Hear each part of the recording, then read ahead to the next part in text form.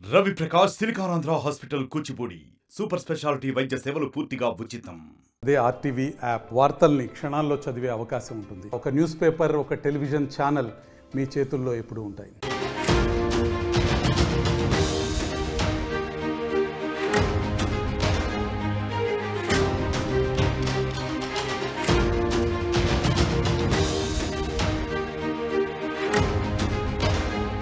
పవన్ కళ్యాణ్ పనిలోకి దిగాడు. ఎస్, ఉప ముఖ్యమంత్రిగా కార్యాచరణ ప్రకటించారు. పవన్ గ్రామాల్లో పర్యటించినప్పుడు ప్రజల సమస్యలు చూశానంటున్నారు. గ్రామాల్లో మౌలిక వసతులపైనే పూర్తి దృష్టి పెడతా అంటున్నారు ఉప ముఖ్యమంత్రి పవన్ కళ్యాణ్.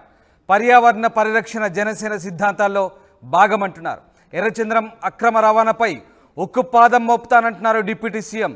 రాష్ట్రానికి బ్రాండ్ కల్పించడంపై దృష్టి పెడతామంటున్నారు. సినిమా రంగానికి మరింత ప్రోత్సాహం అందిస్తామంటున్నారు. జనసేనకి ఇచ్చిన శాఖలతో చిత్తశుద్ధితో సేవలు అందిస్తామంటున్నారు AP deputy CM Pawan Kalyan. మొత్తం మీద పవన్ కళ్యాణ్ రంగంలోకి దిగారు. ఎస్, ఉప ముఖ్యమంత్రిగా పవన్ కళ్యాణ్ పూర్తి స్థాయిగా రాష్ట్రంపై దృష్టి పెట్టబోతున్నారు. ముఖ్యంగా పర్యావరణ పరిరక్షణ జనసేన సిద్ధాంతాల్లో భాగమంటూనే ఎర్రచందం అక్రమ రవాణాపై ఉక్కుపాదం మోపుతామంటున్నారు. రాష్ట్రానికి ఒక బ్రాండ్ క్రియేట్ చేస్తామంటున్నారు. ఇక గ్రామాల్లో పర్యటించినప్పుడు ప్రజల సమస్యలు చూశానని, గ్రామీణాభివృద్ధి శాఖ మంత్రిగా గ్రామాల్లో మౌలిక వసతులపైనే పూర్తి దృష్టి పెడతానంటున్నారు పవన్ కళ్యాణ్. మొత్తం మీద పవన్ కళ్యాణ్ పూర్తి స్థాయి ఛార్జ్ తీసుకోబోతున్నారు. ఇక సినిమా రంగానికి కూడా మరింత ప్రోత్సాహం అందిస్తామంటున్నారు. ఎందుకంటే జనసేనకి ఇచ్చిన శాఖల్లో కూడా సినిమాటోగ్రఫీ ఒకటి. జనసేనకి ఇచ్చిన శాఖలతో చిత్తశుద్ధితో పూర్తి స్థాయి సేవలు అందిస్తామంటున్నారు AP deputy CM Pawan Kalyan. Yes, మా కొలీగ్ రాజేష్ లైవ్లో జాయిన్ అవుతున్నారు. రాజేష్, పవన్ కళ్యాణ్ ఇక డిప్యూటీ సీఎంగా పూర్తి స్థాయి ఛార్జ్ తీసుకున్నట్లేనా? ఇక పవన్ కళ్యాణ్ పూర్తి స్థాయిలో రంగంలోకి దిగినట్టేనా?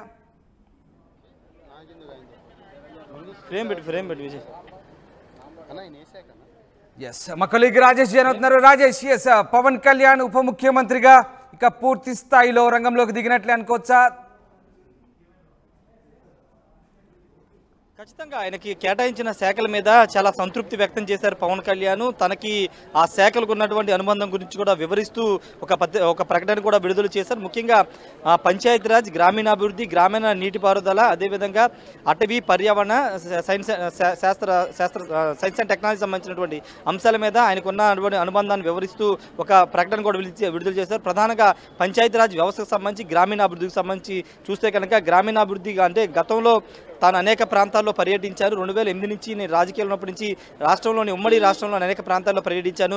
ప్రజల సమస్య, ముఖ్యంగా గ్రామాల్లో వాళ్ళు ఎదుర్కొన్న సమస్యలను చూశాను. అదేవిధంగా తాగునీటి కోసం అటు ఏజెన్సీ ప్రాంతాల్లో కానీ లేకపోతే ఉమ్మడి గోదావరి జిల్లాలో తాగునీటి కోసం ఇబ్బందులు పడుతున్న దృశ్యాలను చాలా నేను చూశాను. వాటి సమస్య పరిష్కరించడానికి ఇప్పుడు కేటాయించిన శాఖలు తనకు ఎంతో ఉపయోగపడతాయని చెప్పారు. మరోవైపు అటవీ శాఖకు సంబంధించి చూస్తే కనుక అటవీ పర్యావరణానికి సంబంధించి అటవీ శాఖ చూస్తే కనుక అటు మొక్కల పెంపకానికి సంబంధించి కానీ అడవులు ఏ విధంగా ఇప్పుడు విధ్వంసానికి గురై 5 సంవత్సరాల్లో ఆ విధ్వంసాన్ని నిరోధించే విధంగా మొక్కల పెంపకం నుంచి కానీ అడవుల కాపాడుకోవడం అంశాన్ని కూడా ఆయన ప్రస్తావించారు. వాటితో పాటు గ్రామీణ నీటిపారుదల వ్యవస్థకు సంబంధించి కూడా ఆయన ప్రస్తావించారు. ప్రతి ఒక్కరు అనేక సమస్యలు ఎదుర్కొన్నారు. ఆ సమస్యలన్నిటికీ పరిష్కరించడానికి తనకి అవకాశం దొరికేదని కూడా పవన్ కళ్యాణ్ తన ప్రకటనలో విడుదల చేశారు. అదేవిధంగా గ్రామాలు అనేవి దేశానికి పట్టుకొమ్మ లాంటివి. అలాంటి గ్రామ వ్యవస్థ, పంచాయతీ వ్యవస్థని వైసీపీ ప్రభుత్వం నిర్వీర్యం చేసింది. అంటే తాను సర్పంచుల సమావేశం పెట్టినప్పుడు పార్టీలకు అతీతంగా అనేక మంది సర్పంచులు వచ్చారు. వాళ్ళు పడుతున్న ఇబ్బందులు కూడా తన దృష్టికి తీసుకొచ్చారు. కాబట్టి ఆ వ్యవస్థని పటిష్టపరిచే బాధ్యత తీసుకుంటానని కూడా పవన్ కళ్యాణ్ చెప్పారు.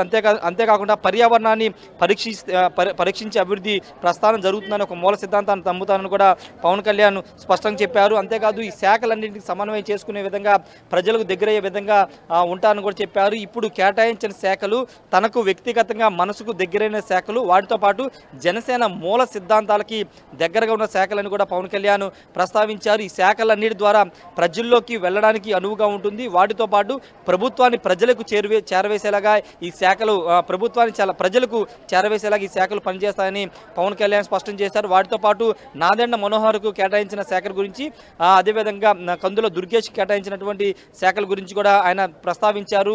పౌర సరఫరాల శాఖ అంటే ఖచ్చితంగా రైతులకు సంబంధించిన పండిన పంటలను కానీ లేకపోతే రేషన్ వ్యవస్థలన్నింటికి సంబంధించి కానీ పటిష్టపరిచే మెరుగుపరిచే విధంగా చేస్తామని కూడా పవన్ కళ్యాణ్ చెప్పారు.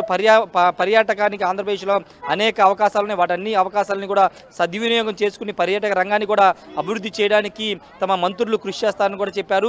ఈ శాఖలు కేటాయించిన ముఖ్యమంత్రి చంద్రబాబుతో పాటు ప్రధాని నరేంద్ర మోడీ కూడా పవన్ కళ్యాణ్ అంటే రాజేష్ ఇక్కడ నుంచి పవన్ కళ్యాణ్ రియల్ లైఫ్ హీరోగా తన మార్క్ పరిపాలన చూపించబోతున్నారు. ఎందుకంటే వాళ్ళ పార్టీకి కేటాయించిన శాఖలకు సంబంధించి చాలా క్లియర్ కట్గా వివరించే ప్రయత్నం చేశారు. ఎలా సమస్యలు పరిష్కరించదలుచుకున్నాడో చెప్పే ప్రయత్నం చేశాడు. సో ఒక రకంగా పవన్ కళ్యాణ్ ఇక్కడ నుంచి మనం రియల్ లైఫ్ హీరోగా చూడాల్సి వస్తుందా?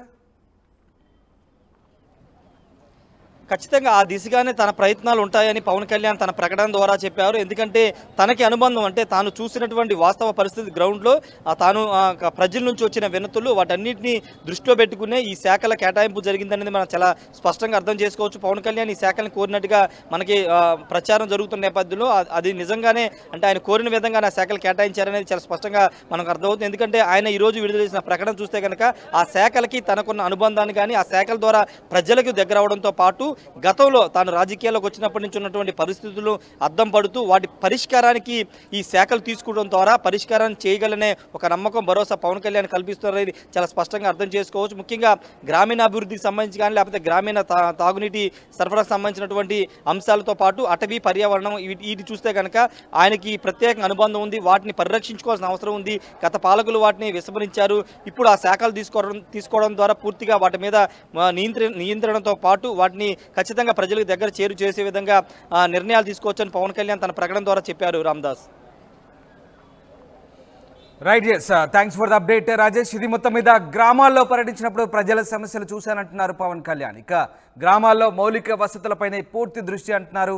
అంతేకాదు పర్యావరణ పరిరక్షణ జనసేన సిద్ధాంతాల్లో భాగమంటున్నారు.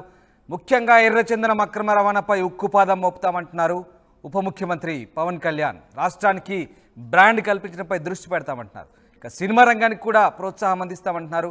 జనసేనకి ఇచ్చిన శాఖలతో పూర్తి స్థాయిలో చిత్తశుద్ధితో పనిచేస్తామంటున్నారు. మొత్తం మీద డిప్యూటీ సీఎంగా కార్యాచరణ ప్రకటించారు పవన్ కళ్యాణ్. పూర్తి స్థాయిలో రాష్ట్రానికి సేవ చేసి ప్రజల సమస్యలు పరిష్కరించడంలో ముందుంటామంటున్నారు పవన్ కళ్యాణ్. ఇక రియల్ లైఫ్ హీరోగా తన మార్కు చూపించబోతున్నారు పవన్.